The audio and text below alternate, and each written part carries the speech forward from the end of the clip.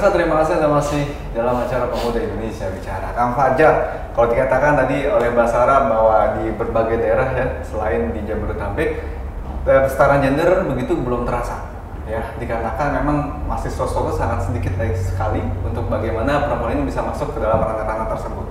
Pertanyaannya adalah apakah perempuan itu atau kaum perempuan yang tidak mau begitu ya, kapasitasnya kurang, atau mungkin malah sebenarnya memang pemerintah atau mungkin kaum laki-laki di sana begitu yang memegang alih di sana tidak memberikan gitu peluang bagi kaum perempuan untuk bisa masuk ke dalam ranah tersebut. Kang Fajar melihat itu bagaimana? Jika kita melihat pada skup yang lebih besar nasional, negara kita adalah salah satu dari sangat sedikit negara yang pernah memiliki kepala negara dan kepala pemerintahan perempuan. Itu poinnya. Begitu. Kemudian bagaimana dengan yang terjadi di daerah-daerah? Kita harus lebih cermat melihat soal itu. Yang pertama, saya hanya ingin mencoba membedakan apakah itu betul, saya mengakui itu terjadi. Dan itu pun menjadi salah satu hal yang memang harus dicermati lebih dalam. Tapi pertama kita harus mengetahui apakah itu terjadi akibat sistem legal formal kenegaraan. Contoh misalkan ketika seorang kepala daerah memberikan kesempatan atau membuka peluang-peluang untuk menempati jabatan publik, dia menyertakan syarat laki-laki, usia dan seterusnya. Artinya menutup peluang untuk perempuan. Begitu. Kalau itu terjadi maka memang harus ada tindakan selanjutnya. Atau yang kedua itu terkait dengan sistem sosial di masyarakat tersebut. Begitu, sistem sosial. Di beberapa tempat, di beberapa adat atau di beberapa masyarakat itu justru ada perempuan yang pergi ke ladang dan laki-laki yang di rumah. Begitu. Sementara mayoritas di Jawa itu laki-laki yang keluar rumah, berladang, berkebun, dan perempuan yang di dalam rumah. Nah, kita juga harus lihat kondisi ini. Mungkinkah ada sistem sosial, norma dan nilai sosial yang melarang dengan tegas perempuan untuk melakukan aktivitas publik? Begitu. Sehingga kalau misalkan itu ada, untuk mendorong kesetaraan gender perlu langkah-langkah yang lain. Tidak bisa kita hanya bilang bahwa ini merupakan sebuah ketidakadilan. Boleh jadi dalam tanda kutip menyimpan perempuan di rumah itu justru merupakan bentuk penghormatan dari laki-lakinya. Begitu. Bagaimana tergantung pandangannya mereka masing-masing? Tergantung pandangannya masing-masing, sehingga saya sampaikan itu harus dilihat dengan lebih cermat. Dan yang terakhir, saya juga menyoroti persoalan kapabilitas. Begitu. Jangan sampai ketika perempuan kalah saing itu hanya karena itu memang dikarenakan perempuan tidak memiliki kapabilitas yang setara dengan laki-laki. Kalau begitu maka solusi satu-satunya adalah meningkatkan kapabilitas perempuan. Begitu. Beberapa waktu terakhir kita melihat bahwa untuk menunjuk komisioner KPK itu dibentuk tim pemilihan panitia seleksi yang kebetulan isinya perempuan. Begitu. Artinya berbicara tentang isu kesetaraan gender, Indonesia sudah melangkah sangat baik, begitu. Meskipun di beberapa tempat dan beberapa hal masih ada yang harus dibenahi, tapi untuk pembenahan itu kita perlu pengamatan yang sangat cermat. Itu mungkin. Lalu kesadarannya yang harus dibangun gitu sehingga memang perempuan ini sebenarnya bisa untuk melakukan hal itu dan harus bisa bersaing dengan laki-laki. Harus seperti apa yang harus dilakukan gitu? Apakah mungkin mindsetnya harus segera diubah? Apa mungkin sudah tertanam seperti itu gitu? Kalau dikatakan tadi di beberapa daerah masih perempuan mindsetnya masih ya biarkan laki-laki yang turun atau mungkin kapasitasnya untuk belajar dan tingkat belajar yang kurang misalnya seperti itu. Ini harusnya seperti apa sehingga memang mindsetnya akhirnya terbangun kembali gitu? Oke, begini. Menurut saya yang paling penting adalah mengenai pendidikan. Jadi pilihan untuk bekerja di luar rumah atau untuk mengurus rumah tangga itu adalah soal pilihan, tapi pilihan terbaik insya Allah didapatkan dari pemahaman yang baik. Untuk bisa punya pemahaman yang baik, salah satu cara yang paling efektif adalah melalui pendidikan. Jadi menurut saya perempuan harus punya mindset untuk mengejar pendidikan yang tinggi dulu, baik formal maupun non formal. Yang selanjutnya, ketika dia sudah punya pendidikan, dia sudah punya bahan yang cukup untuk mempertimbangkan sesuatu, pilihan dia untuk keluar rumah atau tidak keluar rumah itu adalah hal lain. Kemudian ketika berbicara emansipasi gender atau kesetaraan gender, jangan sampai kita punya pemahaman yang justru malah dalam tanda kutip offside.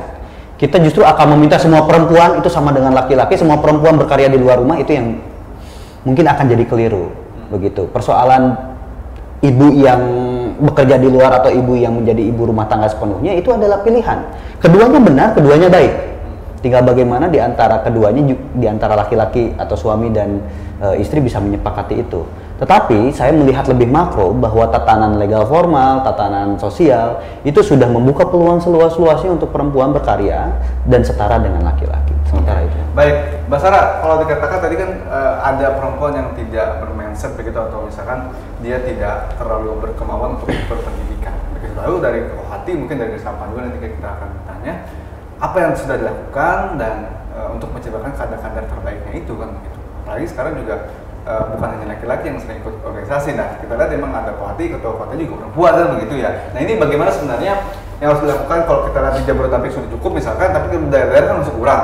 Nah, ini seperti apa seharusnya untuk dilakukan mindset kembali bahwa perempuan juga bisa, perempuan harus belajar, perempuan harus punya pendidikan yang tinggi misalnya seperti itu. Dan harus dilakukan apa? Kalau dari Kohati sendiri, kebetulan tuh Kohati ada di semua cabang di seluruh Indonesia. Kebetulan saya dari Bogor. Program kami itu yang tiap tahun kami adakan itu ada namanya LKK, latihan khusus Kohati. Jadi di situ itu kita dilatih, itu pendidikan 1 minggu lamanya. Kami dilatih bagaimana caranya kami menjadi ibu, istri, anak, dan anggota masyarakat yang baik. Jadi dilatih bagaimana kita berbagi peran yang baik.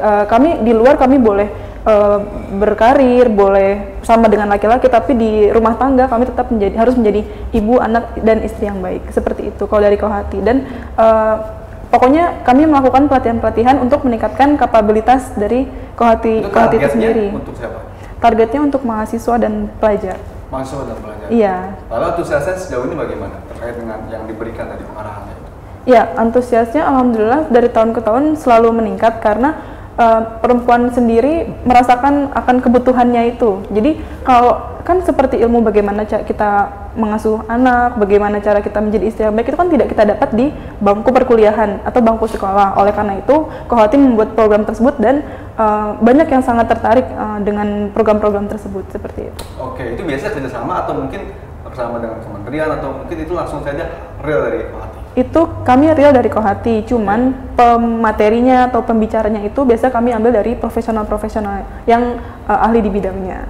Oke, dan akhirnya bagaimana sebenarnya fokusnya begitu setelah memang dilakukan dari pengarahan-pengarahannya, lalu langkah-langkah selanjutnya apa yang diharapkan dengan outputnya itu adalah agar perempuan itu tadi ada emansipasi perempuan tapi tidak offside seperti yang dikatakan oleh Kang Fajar tadi gitu. Jadi ya itu kita bisa berkarir, kita bisa mengejar karir kita setinggi-tingginya, tapi ketika kembali ke rumah tangga, kembali ke kodrat kita sebagai perempuan, kita bisa menjadi ibu rumah tangga yang baik seperti itu. Oke. Kalau dari SAPA sendiri, Satuan Siswa Pelajar dan Mahasiswa begitu ya, ini yang memang ikut campur juga Bill ke dalam ranah tersebut begitu, karena memang pelajar mahasiswa kan memang dibawahi oleh SAPMA, apalagi sekarang sudah banyak sekali di berbagai daerah di Indonesia sudah ada SAPMA. Apa kira-kira langkah yang sudah dilakukan untuk bagaimana bisa tadi begitu ya, untuk khusus perempuan, karena kita bicara Kartini nih, bicara kadar perempuan terbaik mungkin di SAPMA juga gitu, kira-kira seperti itu. Pertama mengenai fokusnya begitu, yang kita lakukan ini adalah kita menyiapkan sebuah kondisi di mana perempuan terbiasa setara dengan laki-laki, dan ini dilakukan sepanjang tahun, bukan hanya berbentuk kegiatan saja. Contoh, kita menyampaikan pesan-pesan mengenai kesetaraan gender, bagaimana kita memberikan pesan bahwa perempuan juga boleh dan mampu memimpin gitu. Dalam latihan-latihan memimpin yang disediakan untuk kadar perempuan itu, kita ambil contoh misalkan ada sebuah kegiatan A begitu. Kita selalu memberikan kesempatan kepada kadar perempuan kita untuk mengambil mengambil tanggung jawab yang biasanya dilakukan oleh kadar laki-laki. Begitu. Kalaupun misalkan ternyata secara kapabilitas dia kurang, SAPMA ini adalah tempatnya belajar. Kita bantu sama-sama, kita dorong sama-sama. Tapi yang paling penting adalah kita menciptakan sebuah kondisi di mana perempuan tidak merasa inferior, perempuan tidak merasa ditindas, perempuan tidak merasa didiskriminasikan, begitu. Perempuan mendapatkan kesetaraan, mendapatkan hak-hak yang sama dan serupa dengan laki-laki. Ini yang menjadi penting. Kemudian misalkan ketika dalam kegiatan-kegiatan, kita latihkan dalam kegiatan-kegiatan atau dalam pertemuan-pertemuan. Ada satu hal yang menjadi sangat menarik, misalkan kita membiasakan perempuan, ini mohon maaf ya kalau agak sensitif, tapi perempuan kader di organisasi kami, kalau sedang datang bulan dia harus sampaikan, informasikan kepada laki-laki. Kenapa? Biar si laki-laki tahu bahwa perempuan yang datang bulan identik dengan temperamental. Ini betul, ini serius. Kenapa itu harus disampaikan? Pertama, agar memang itu tidak tabu, semua orang begitu. Kedua, biar si laki-laki ini semakin menjaga diri, karena yang namanya teman kan kadang-kadang bercandanya kelewatan, begitu kan, dan lain-lain. Nah, kemudian ketika kami mengharapkan dengan bentuk pencipta kondisi seperti itu, ketika perempuan menyampaikan, saya lagi datang bulan loh, lu harus hati-hati. Gitu kan? Intinya saling menghormati ya? Saling menghormati. Baik. Betul, saling menghormati, tidak ada diskriminasi, memberikan hak yang sama. Oke, baik. Gitu, Kita kurang lebih. tahan dulu. Oke, Kang Fajar dan Mbak Sarah, kita akan kembali setelah jeda pariwara tetap di Pemuda Indonesia Bicara.